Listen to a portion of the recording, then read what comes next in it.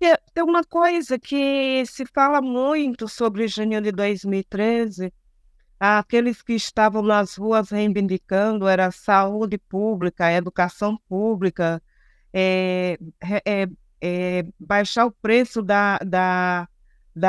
do transporte público, era o passe livre para estudantes, os desempregados que também lutavam nesse momento também pelo passe livre. E o que é muito engraçado é que não foi aumentado os valores para resolver o problema da saúde, da educação, e em algumas capitais, em algumas cidades, fruto dessa mobilização, foi cedido, assim, ou foi anulado, ou foi reduzido o preço do valor da passagem. Mas as reivindicações que estavam nas ruas não foram atendidas. E deram deram uma outra justificativa. Porque, por exemplo, o povo não saiu na rua pedindo uma reforma política, né? Não, então, Bastante. inclusive, o fato do PT não ter atendido a rua é uma prova de que o programa do PT é um programa de aliança com a burguesia. E de que esse discursinho que eles fazem, de que o problema é correlação de força, entende? É mentira. E o programa deles é esse aí mesmo que ele implementou. Porque, veja, inclusive isso tem a ver com a polarização depois. Junho de 2013 abriu uma polarização, só que a polarização no Brasil ficou, desde o ponto de vista das organizações políticas, uma polarização entre o PT e depois a outra direita que viria a se formar.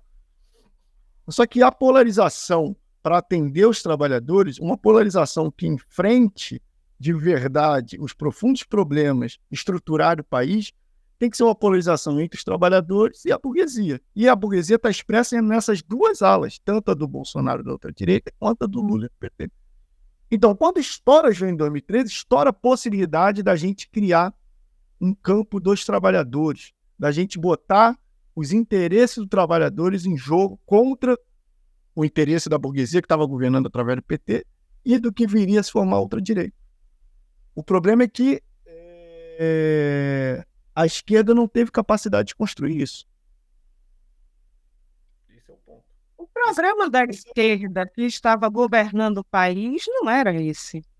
Não era, então. E eles foram agentes, ao eles seguirem governando o capitalismo e aprofundando e fazendo seus acordos com o Trabuco, com a direita e tudo mais, eles, vamos dizer assim, cumpriram o papel de alimentar a outra direita que viria ali na frente. Por exemplo, a questão do impeachment, que é um tema. O junho de 2013 causou um impeachment. Não. Depois de 2015, depois que o governo Dilma já coloca o Levi, já ataca os direitos dos trabalhadores, mexe inclusive no seguro-desemprego, mexe no abono, mexe em tudo, a popularidade dela vai para o volume morto, como diria o Lula, aí esse fracionamento entre os setores da burguesia vai aumentando. Porque aí as pessoas, os setores burgueses dizem assim, bom, o governo do PT não serve para mais nada, porque ele servia para controlar a população, que acreditava neles. Agora que ninguém acredita neles, vão para uma saída diferente. E começa a disputa entre aqueles dois setores burgueses lá. Mas assim, em 2015, 2016, o povo, a maioria das pessoas queria a queda da Dilma, porque estavam descontentes pela traição que ela fez. O PT traiu em junho de 2013, traiu na eleição de 2014, e isso foi gerando a disputa interburguesa que levou ao impeachment. Entende? E quem colocou os agentes do impeachment no poder foi o próprio PT. Então, menina, e até hoje, né? Até hoje, em todo canto que a gente vai, né, que a gente tem qualquer debate com a esquerda, que o PSTU está junto à esquerda, fazendo qualquer que seja o debate, questionando o governo, principalmente questionando políticas do PT, ou mesmo quando se está questionando outros governos, é muito comum a esquerda, e aí assim, vai desde o PT até os PCs, os stalinistas, passando por todo mundo, né, dizendo que acusa o PSTU de ter se aliado à direita No golpe que derrubou a presidente Dilma. Esse é o argumento que todo canto que a gente vai, a gente escuta. Eu escutei isso, inclusive, semana passada, quando eu estava fazendo um debate na Universidade Federal de Sergipe. Aí eu queria saber de ti exatamente isso que você nos dissesse. Primeiro, teve um golpe? O que explicaria a existência de um golpe no atual, né, no regime que a gente vive? E por que você já começou a falar isso? Porque o governo da presidente Dilma caiu. Essa pergunta é muito interessante. Olha, vamos dizer assim, a burguesia, nenhuma classe social é homogênea. Elas são heterogêneas e elas disputam, vamos dizer assim, internamente para onde vai aquela classe social. A burguesia brasileira disputa, vamos dizer, quem vai ficar com a maior parte do orçamento público, da renda pública, e quem vai ser o setor mais privilegiado pela política pública, tudo mais. Isso sempre existiu. Quando a Dilma perde popularidade, esse fracionamento da burguesia se abre num nível muito maior, entendeu? E isso gera uma crise entre a Dilma e o Eduardo Cunha, entre a Dilma e o PMDB. Por quê? Mas isso está empalmado no quê? Numa decadência e numa perda de popularidade do PT. Porque a serventia do PT para a burguesia era ser um partido com capilaridade popular para fazer um governo junto com a burguesia e implementar seu projeto controlando a população, controlando o movimento de massas, controlando as manifestações. O problema é que isso, em junho de 2013, explodiu. O PT não tinha mais a capacidade de segurar um movimento de massa. Então começa esse fracionamento. E também porque se abre um processo de crise econômica muito profunda. A Dilma diz, e parte da narrativa do PT diz, que ela estava fazendo um ensaio desenvolvimentista. Isso foi interrompido pelo setor financeiro rentista da burguesia. E o golpe de 2016, entre aspas, eles dizem que é golpe, seria, então, uma reação desse setor financeiro contra o setor industrial produtivo. Isso não é verdade. Isso não condiz com os fatos. Os fatos não são esses. O Trabuco, como eu disse, era o conselheiro privilegiado da Dilma. Os bancos, a Febraban, estava batendo recorde de lucro. A Dilma diz o seguinte, recentemente, no balanço dela disso tudo, ela disse o seguinte: eu achei, entre aspas, Dilma, eu achei que liberando dinheiro para o setor industrial, esses caras iam investir no país, ia produzir alguma coisa. Aí ela já disse... 90 não é, né?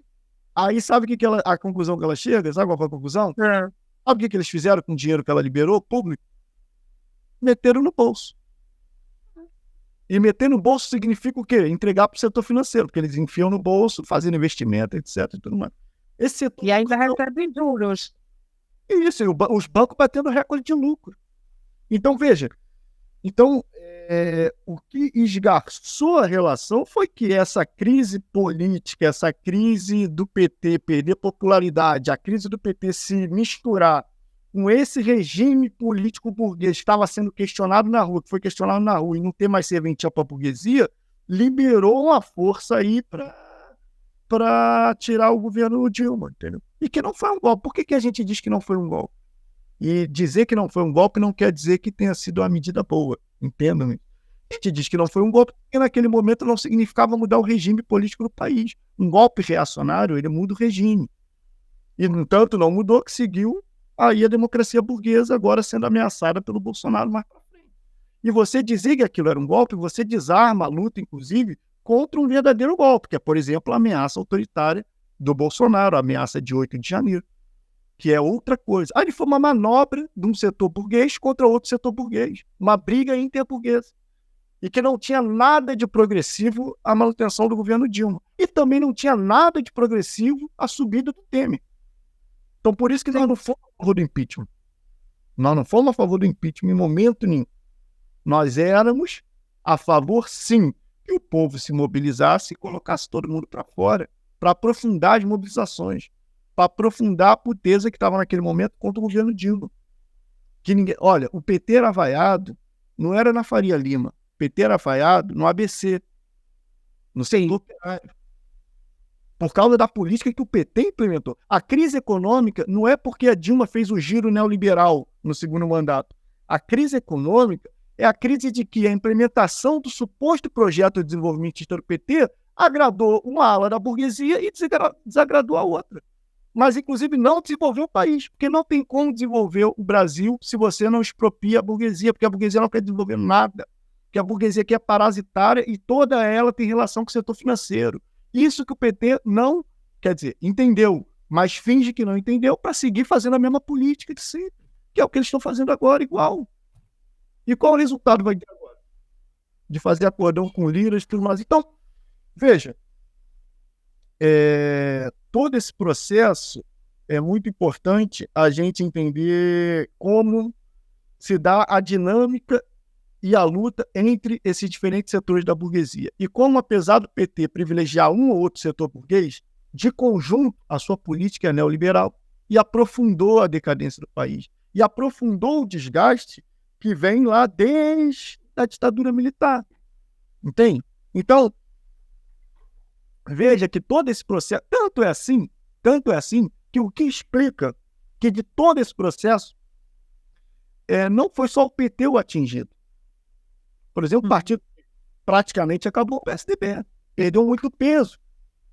Porque essa polarização PT, PSDB, um setor, esses dois blocos burgueses e tudo mais, quando as placas tectônicas da política brasileira, da reorganização política se aprofundou, diante desse questionamento geral ao regime político saído do fim da ditadura, quando isso não encontrou um escoamento à esquerda, e quando a esquerda, que era tida como a esquerda, que era Dilma, traiu isso 2, 3, 4 vezes em acordo com a burguesia, e sendo a esquerda o agente da política dos diversos setores burgueses, ao não ter esse escoamento à esquerda, o que reapareceu no Brasil? Uma ultradireita autoritária, reacionária, que remonta, inclusive, lá na relação com os militares, com o fundamentalismo, uma coisa que foi derrotada há 30, 40 anos atrás e que ressurge com força. Mas ressurge por quê? Porque as pessoas protestaram contra o PT? Porque as pessoas estavam lutando pelos seus direitos? Ou porque, ao lutar pelos seus direitos e ao questionar a administração capitalista que fazia o PT,